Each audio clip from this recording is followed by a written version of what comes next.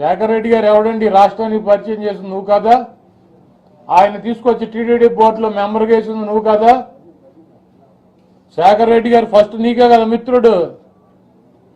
ఈరోజు శేఖర్ రెడ్డి గారికి కట్టబెడతాకి లేదా పెదిరెడ్డి గారికి కట్టబెడతాకి ఈనాని ఆనాని కలిసి ఇక్కడ రీచులు దోచుకుంటున్నారు, ఇసుక దోచుకుంటున్నారు. నీకు మళ్ళీ దిక్కుమాలని బతకాల్సినటువంటి కర్మ మాకు లేదు. నువ్వంటే 2 ఎకరాల పొలం నుంచి మరి 2 లక్షల కోట్ల రూపాయలు సంపద సృష్టించడానికి నువ్వెన్ని అక్రమాలు చేసావో, నువ్వు మంత్రిగా ఉండగా 500 రూపాయలు కూడా మా దగ్గర గుడివాడ వచ్చి స్కూల్స్ లో తీసుకునేవాడు అంట. ఇప్పుడు కూడా చెబుతారు.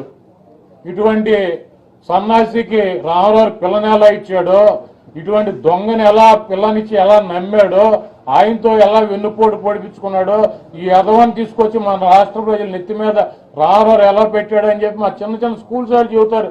ఈ రాష్ట్రంలో జగన్మోహన్ రెడ్డి గారికి కానీ మాకు కానీ ఈ రాష్ట్ర సంపదను దోచుకునేటువంటి ఉద్దేశం కానీ, లేకపోతే ఈ రాష్ట్రంలో ఉన్నటువంటి పేదలకి చెందాల్సినటువంటి కార్యక్రమాలని సకాలంలో సరసమైనటువంటి రేట్లకి ఇవ్వకుండా ఎక్కువ రేట్లకు దోచుకోవాల్సినటువంటి అవసరం కానీ లేదు.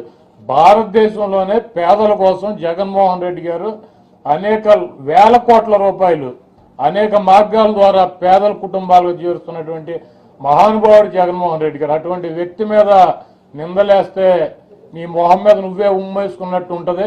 కాబట్టి చంద్రబాబు నాయుడు పిచ్చివాగుడు వాకుండా దయచేసి మరొకసారి చెబుతున్నా తెలుగుదేశం పార్టీ శ్రేణులకి, చంద్రబాబు నాయుడు కుటుంబ సభ్యులకి, ఆయనకి పోయిన సంవత్సరం జగన్మోహన్ రెడ్డి గారు ఇచ్చిన షాకు, కరోనా ఇచ్చినటువంటి షాకుతో మైండ్ చెడిపోయి మతి భ్రమించి పిచ్చి పిచ్చిగా మాడుతున్నాడు. జూమ్ యాప్ ఒకటి పెట్టుకుని ఆ జూమ్ యాప్ కనెక్షన్ ఒకటి పీకేయండి. నెక్స్ట్ ఆయన ఎర్రగడ్డ మెంటల్ హాస్పిటల్